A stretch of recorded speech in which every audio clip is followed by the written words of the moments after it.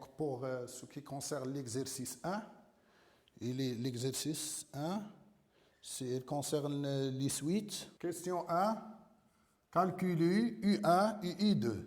Donc, calculons U1, U2. Donc, on a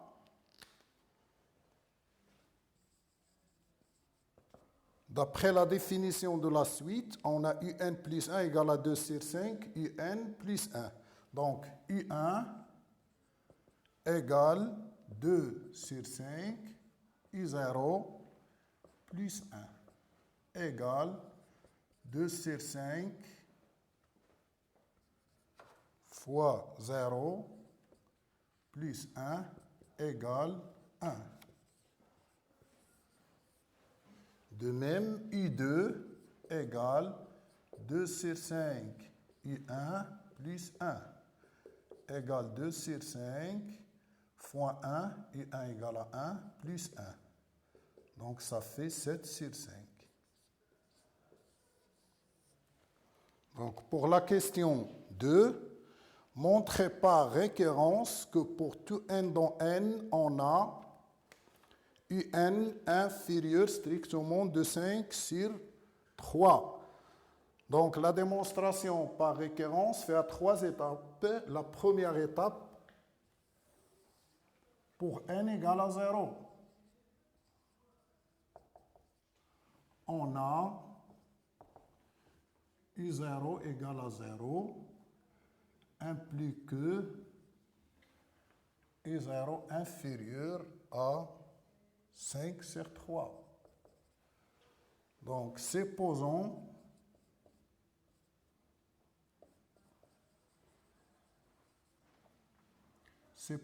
que UN inférieur à 5 sur 3 et montrons que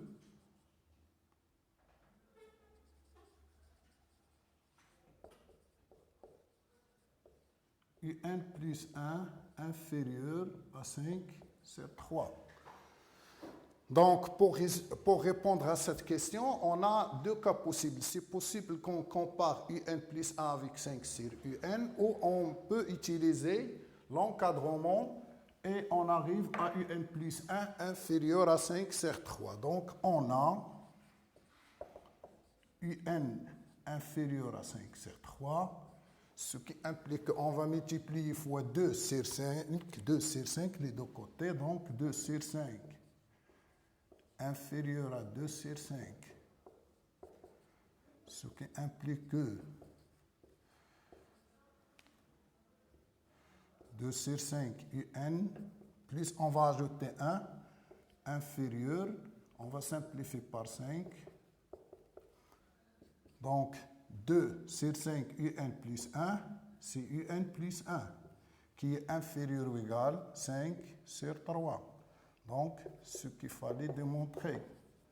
Conclusion, quel que soit n dans n, UN inférieur 5 sur 3. Donc, la troisième question A, montrer que pour tout n dans n, on a UN plus 1 moins UN égale moins 3 sur 5, facteur UN, moins 5 sur 3. Montrer que ça est vrai, quel que soit n dans n. Donc, on a, quel que soit n dans n, UN plus 1 moins UN égale. On remplace UN plus 1 par sa valeur, donc par définition, UN plus 1, ça fait 2 sur 5 UN plus 1 moins UN. Donc on va calculer 2 sur 5 UN moins 5 sur 5 UN plus 5 sur 5, c'est-à-dire on va faire le même dénominateur. Donc, égale 5, donc 2 UN moins 5 UN moins 3 UN plus 5. Donc, qui est égal, on va factoriser par moins 3 sur 5. Donc, il va rester un moins 5 sur 3. Voilà. Ça est vrai, quel que soit n dans n. Donc, B, la question B, on déduire que la suite UN est croissante et convergente. Donc, la suite, pour que la suite soit croissante, il faut que UN plus 1 supérieur à UN. Et on a, d'après la question 3a, on a quoi? On a UN plus 1 moins UN égale moins 3 sur 5, UN moins 5 sur 3, quel que soit n dans n.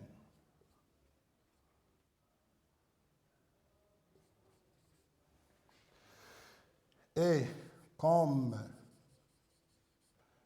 UN inférieur à 5 sur 3, quel que soit n dans n, alors UN moins 5 sur 3, il est inférieur à 0, quel que soit n dans n.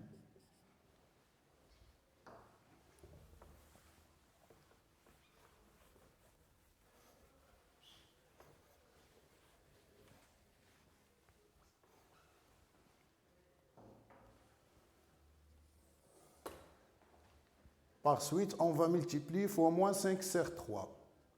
Les deux côtés, donc, on va obtenir moins 1 plus que moins 5 sur 3, moins 3 sur 5, facteur UN moins, elle va devenir supérieure à 0, quel que soit n dans n, ce qui implique que n plus 1 moins UN supérieur à 0, quel que soit n dans n. Donc,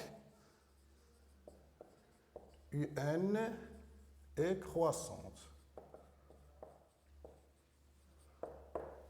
Donc, on a montré que la suite est croissante. Pour montrer que la suite est convergente, on a vu dans la question 2 que la suite elle est majorée. Donc, on a UN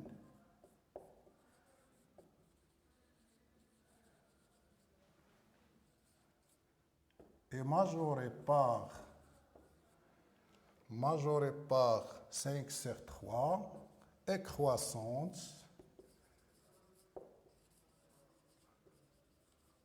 alors UN est convergente.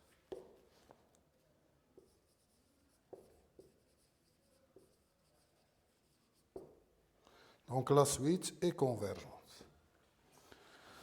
Pour la question 4, on pose Vn égale à Un moins 5 sur 3. Donc la question A, calculer V0. V0, par définition, égale à U0 moins 5 sur 3. Donc U0 égale à 0, donc V0 égale moins 5 sur 3.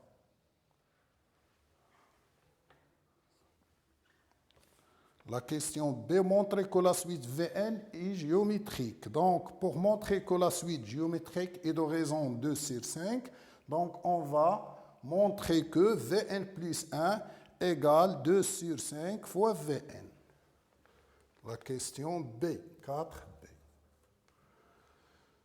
On a, quel que soit n dans n, Vn plus 1 égale UN plus 1 moins 5 sur 3, qui est égal, déjà on a UN plus 1 égale 2 sur 5 UN plus 1 moins 5 sur 3. Donc égal à 2 sur 5 UN moins 2 sur 3. Donc on va factoriser par 2 sur 5. Donc, ça va donner UN moins 5 sur 3. Donc, égal à 2 sur 5 fois Vn. Vn plus 1 égale 2 sur 5 Vn. Donc, la suite est géométrique. Donc,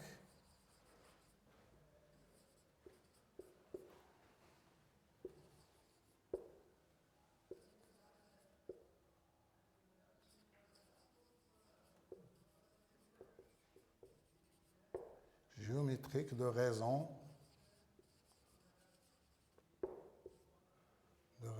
2 sur 5. Donc, la question c'est, calculer Vn en fonction de n. Donc, on a déjà la suite Vn, elle est géométrique de raison 2 sur 5 et de premier terme V0. Donc, quel que soit n dans n,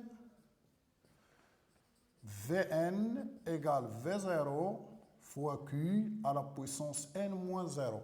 Si le premier terme égale à V1, donc on va obtenir Vn égale à V1 fois Q à la puissance n moins 1. Donc V0, déjà, on a calculé dans la question 4a égale à moins 5 sur 3. UQ, on a égale à 2 sur 5 à la puissance n. Et voilà.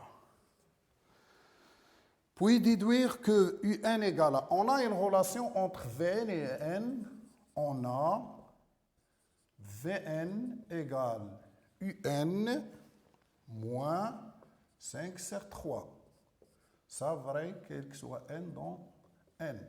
Donc, ce qui implique que Un égale Vn plus 5 sur 3. Ce qui implique que Un égale, déjà on a la valeur de, on a la formule générale de Vn, ou là le terme général de Vn égale moins 5 sur 3. Donc, ça va devenir moins 5 sur 3, 2 sur 5 à la puissance n. Ça, il est vrai quel que soit n dans n. Et voilà. Donc, la dernière question, calculer la ligne de la suite. Donc, question D.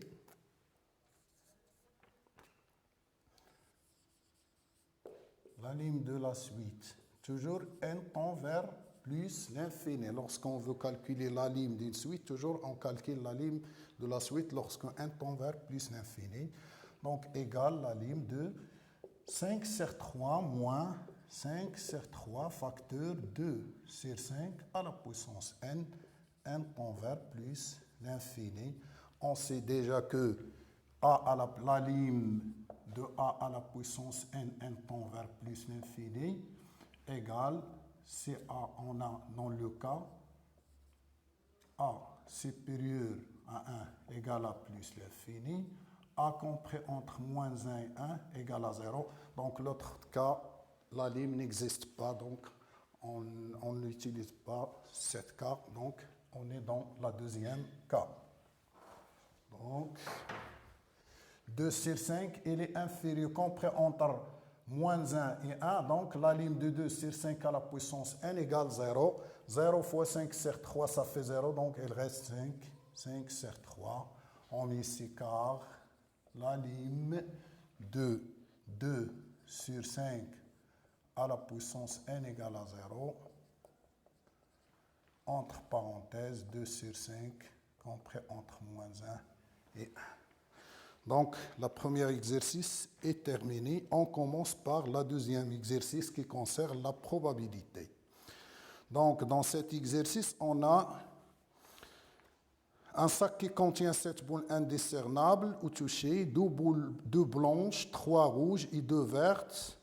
On tire simultanément 2 boules du sac. C'est-à-dire, on a le tirage simultanément, donc on va utiliser la combinaison. Donc, on considère les deux événements. L'événement A, les boules tirées sont de même couleur, donc B, il existe au moins une boule rouge parmi les boules tirées. La question 1A montrer que, donc là on commence le deuxième exercice. On a une urne qui contient 2 boules blanches. et 3 rouges et 2 vertes.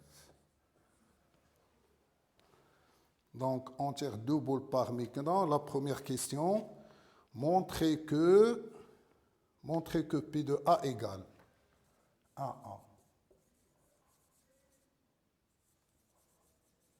Montrons que P de A égale 5 sur 21. Donc, premièrement, on va calculer cardinal de oméga. Donc, cardinal de oméga égale. On tire 2 boules parmi 7, donc C2 parmi 7. Donc, C2 parmi 7, vous pouvez utiliser la calculatrice pour obtenir le résultat. 2 parmi 7 égale à 21. Donc, l'événement A, les boules tirées sont de même couleur, c'est-à-dire soit on va obtenir 2 boules blanches ou 2 rouges ou bien 2 boules vertes. Donc, cardinal de A égale 2 boules blanches, c'est-à-dire C2 parmi 2. Si on a out, c'est-à-dire plus, donc 3 boules rouges, donc C2 parmi 3. Et après 2 vertes, C2 parmi 2. Donc, après utiliser la calculatrice, le résultat va donner cardinal de A égale à 5. Donc, P de A,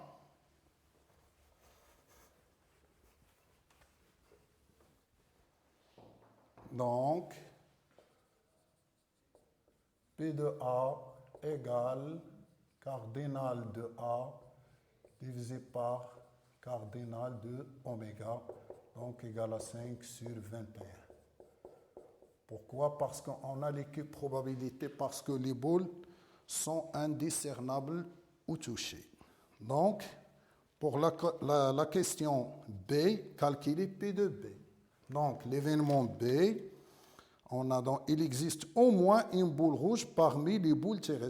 On tire 2 boules, donc il faut qu'on obtient au moins une boule rouge, c'est-à-dire l'événement B équivalent à quoi? Soit une boule blanche, une boule rouge et une boule non rouge.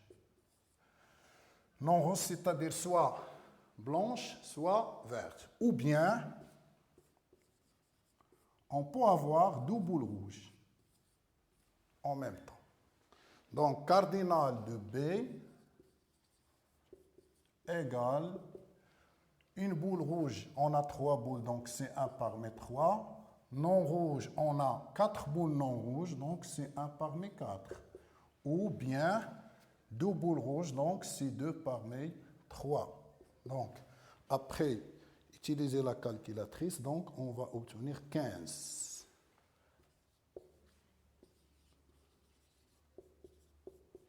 Donc, P de B égale cardinal de B divisé par cardinal de oméga. Ça fait 15 sur 21 qui égale 3 sur 7. Donc la question c'est montrer que P de A inter B égale 1 sur 7. Donc il faut expliquer l'événement A inter B. Donc, A inter B, c'est-à-dire quoi? C'est-à-dire les 2 événements à la fois, A et B. Donc, l'événement A, les boules tirées sont de même couleur. L'événement B, il existe au moins une boule rouge. Donc, A inter B, c'est quoi? A inter B, c'est-à-dire les 2 boules sont rouges.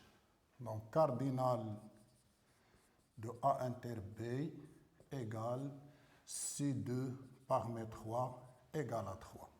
Donc, P de A inter B égale cardinal de A inter B divisé par cardinal de oméga qui égale 3 sur 21 qui égale 1 sur 7. P de A inter B. Donc, la question D, elles ont demandé est-ce que les événements A et B sont indépendants? Donc, on sait bien que pour que les deux événements sont indépendants, il faut que P de A inter B égale P de A fois P de B. Donc, on va vérifier est-ce qu'on a l'égalité. Donc, on a P de A fois P de B égale 5 sur 21 fois P de A, c'est 5 sur 21, P de B égale 3 sur 7. Donc, ça va donner 5 et 49. Et comme 5 sur 49, il est différent de 1 sur 7, donc les deux événements ne sont pas indépendants.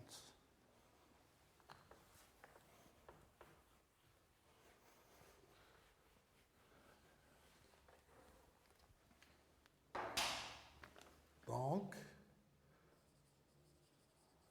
comme P de A inter B différent à P de A fois P de B, alors A et B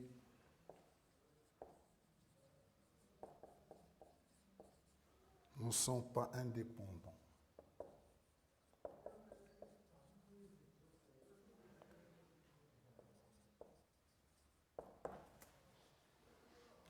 La question 3, elle concerne le variable aléatoire. Donc, soit x, la variable aléatoire, égale au nombre de boules rouges tirées.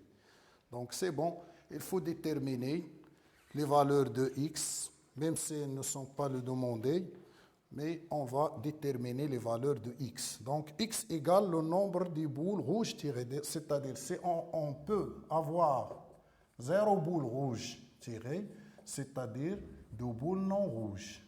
Ou bien x égale à 1, c'est-à-dire une boule rouge et une boule non rouge. Ou bien x égale à 2, c'est-à-dire les deux boules sont rouges.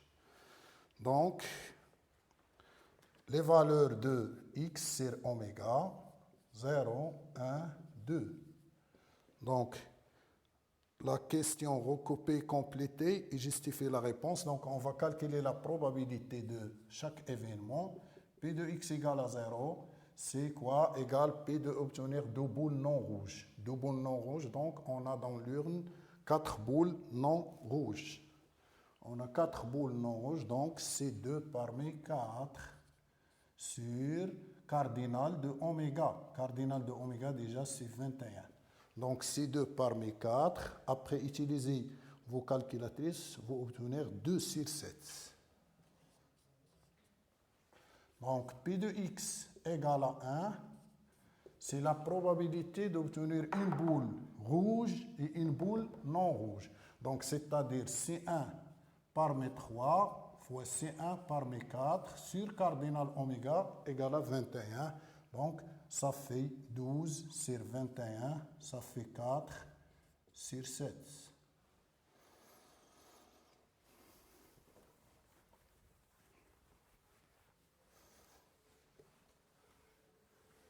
Donc, pour calculer P de x égale à 2, on peut le faire directement en calcul la probabilité de l'événement obtenir deux boules rouges, ou on peut utiliser la formule parce qu'on a 3 valeurs. On sait bien que la somme P2, la probabilité de x égale à 0 plus la probabilité de x égale à 1 plus la probabilité de x égale à 2 égale à 1, la somme égale à 1. On va calculer directement. Et même si les deux cas sont très faciles, donc on va utiliser la première cas, donc C2 parmi 3 divisé par 21, cardinal oméga. Donc C2 parmi 3, ça fait 3 sur 21, donc ça va donner 1 sur 7. Comme ça, on va compléter notre tableau. Donc XA, 0, 1, 2. Donc P de x égale à XA. Donc à chaque valeur, on remplace sa probabilité. Donc P de x égale à 0, ça fait 2 sur 7. P de x égale à 1, ça fait 4 sur 7. P de x égale à 2, ça fait 1 sur 7. Et voilà. Donc, la dernière question 3b, calculer E de x. C'est l'espérance mathématique. Donc, E de x, d'après la formule, on sait bien que E de x égale sigma xa, P de x égale à xa, et égale à 0 jusqu'à 2 dans notre cas, parce qu'on a tout simplement 3 valeurs, et ici on fait la multiplication, c'est-à-dire chaque valeur, on le multiplie par sa probabilité. 0 fois 2 sur 7, plus 1 fois 7 sur 4, 4 sur 7, pardon, plus 2 fois 1 sur 7. Donc, ça va donner 4 plus 2, c'est-à-dire 6 sur 7, E de x. Et voilà, on est terminé notre séance.